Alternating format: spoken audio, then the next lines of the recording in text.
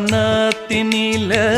பேடக்குயில் கூவையில உன்னுடைய வேதனைய நான் அறிஞ்சேன். பொங்கலத்தில் மாலையிட ஒன்னிரண்டு தோளத்தொட என்ன தவம் செஞ்சேனோ என் மாமா. வண்ணக்கிளி கையத்தொட சின்ன சின்ன கோலமிட உள்ள மட்டும் வழியே நானே உள்ள மட்டும் வழியே நானே.